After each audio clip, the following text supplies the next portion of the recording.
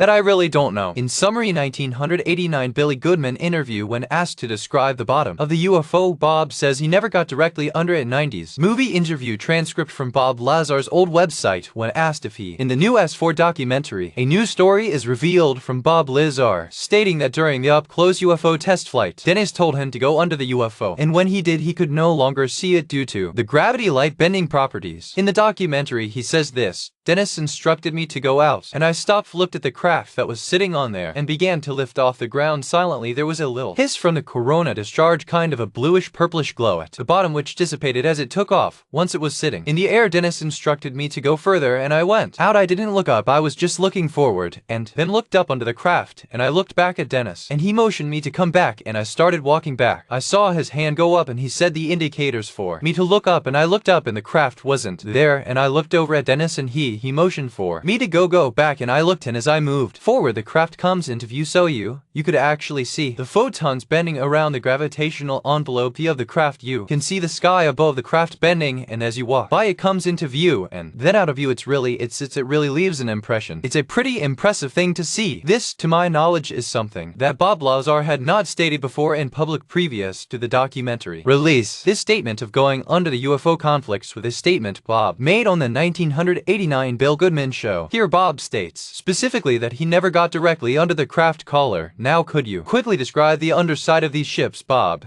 No, because from a side view of only one craft, the other ones are always sitting on the ground. I never saw it, but the underside is essentially flat. Now I never got directly under it to look. There might be some features down there, but I really don't know. Even more compelling, Reddit user Green Venus 2025, who graciously permitted me to post this info here, discovered on episode 4 of the 1996 UFO Lion radio show that Bobber states that he went nowhere near the UFO when it was powered up and flying at the test flight he allegedly witnessed. Caller, I got another item. The other point that I wanted to make you know, you described the disk drive as being capable of bending space and time. Bob, yeah. Caller, okay, and we all know that the space is interfaced with time. Therefore, I wondered if Bob, space, time, and gravity are all interrelated. Caller, I wondered if the operations personnel, during the time that you viewed liftoff, did they have any kind of barricades or anything, or indicate that you shouldn't stand too close? Bob, well, it was out on the edge of the dry lake bed. There no one was outside. No one was outside at all. Everyone just lined up by the,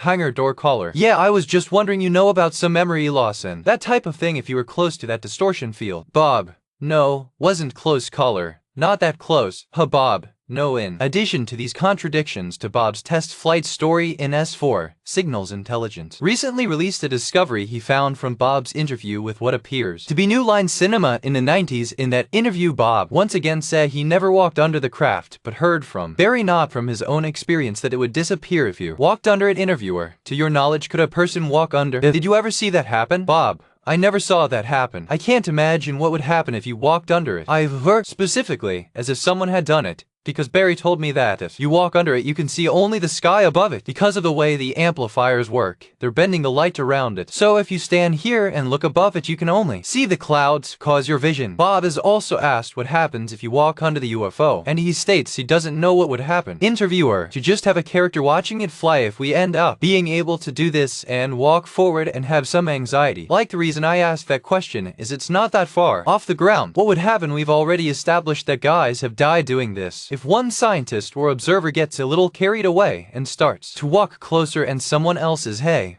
what we don't know what is going to happen, that's Hollywood, but that's dramatizing it without a big lie, because there can be a sense if your character's watching someone walk under it of, wait, what's going to happen, and we go to that character's POV and see the sky appear. It explains a lot of things about flying saucers, which is how do they get away with their being around, and you don't see them all the time, and that's startling. Bob, well, it depends on the vantage point, but you don't know what'll happen. I don't know what'll happen if you walk directly under the locus of the amplifier. Is it like walking into a column? Oh, you crashed, or does nothing happen at all? That I really don't know. In summary, 1989 Billy Goodman interview when asked to describe the bottom of the UFO, Bob says he never got directly under it. 90s movie interview transcript from Bob Lazar's old website when asked if he ever saw anyone walk under the UFO. Bob says, I never saw that happen. I can't imagine what would happen if you walked under it. 1900 1996 UFO Line radio show episode 4 when asked if Bob got close to the UFO and powered on, everyone hung out inside the hangar doors and no one, including himself, was outside or got close to the UFO during the test flight. In these previous statements on 3 separate occasions, Bob specifically states that he never was under the UFO, which is completely the opposite of what he claims in the new S4 documentary. These statements are not fuzzy differences that can easily be chalked up to memory lapses over time. They are apparent conflicting statements to the current Lazar account of the UFO test flight. Recent podcasters have exclaimed that Bob's story has never changed, but this is not the case for the test flight event and many other aspects of the Lazar story. These and other inconsistencies and contradictions represent significant red flags to the legitimacy of the Lazar story, at least in my opinion.